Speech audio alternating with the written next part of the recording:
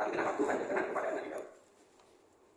Tuhan berkenan kepada Nabi Daud karena hati Daud tunduk dan mengasihi Tuhan, mengakui Tuhan adalah gembalanya. Ketika dia berdosa, ketika dia salah, dia cepat mohon ampun, mengakui kesalahan tanpa mencari alasan kepada Tuhan. Kalau kita mengingat kembali ketika Adam jatuh ke dalam dosa, Adam masih bertanya, perempuan yang kau berikan itu memberikan pada kita alasan. Tapi Daud tidak. Dia tahu dia salah, dia tidak usah berbuat, mohon ampun, dan tentunya Tuhan akan mengampuninya. Dan kalau kita baca Mazmur dan yang dituliskan Daud, dia selalu mencari Tuhan. Dia tidak pernah mengandalkan diri sendiri dalam setiap langkahnya. Dia nikah dengan kata-kata yang indah.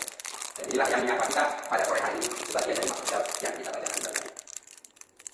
Kalau disebut firman yang lebih berharga dari emas, berbicara dengan emas, apa yang terlihat dalam pikiran kita?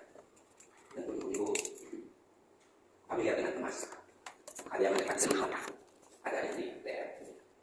Emas berbicara mengenai investasi budaya, simpanan, barang berharga, dan yang lain-lain.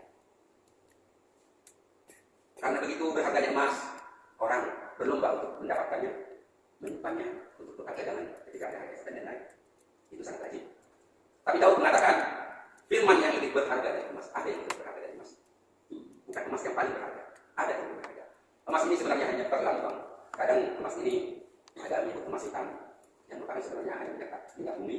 Ada yang mengatakan emas coklat seperti itu cengkeh. Jadi sesuatu yang berharga. Jadi tidak terikat dengan emas yang disebut dengan antamukan. Istilah kata kehormatan itu pun dilambangkan menjadi emas. Namun bagi Daud semuanya itu tidak dapat dibandingkan dengan firman Tuhan. Padahal bagi kita masih bisa dicari-cari menemukannya sulit. Zaman dulu mungkin tambang dengan alat-alat yang tradisional. Bahkan kalau kita sekarang lihat, tambang banyak ada yang langsung mengambilnya dengan cara mendulang. Dan sekarang modern sudah pakai alat-alat yang canggih.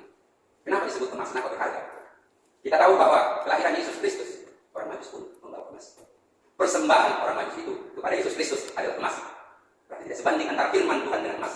Bahkan emas dipersembahkan kepada Yesus Kristus yang adalah firman itu sendiri. Untuk mengetahui bagaimana pentingnya emas ini, kita analogikan, mungkin kita analogikan dekat kepada olahragawan. Untuk mendapatkan medali atau piala emas, mereka bergiat berlatih, tekun berlatih, disiplin. Padahal dalam urutan kemenangannya cuma satu emas, selanjutnya perak, perunggu. Tapi begitu gigih untuk menemukan itu.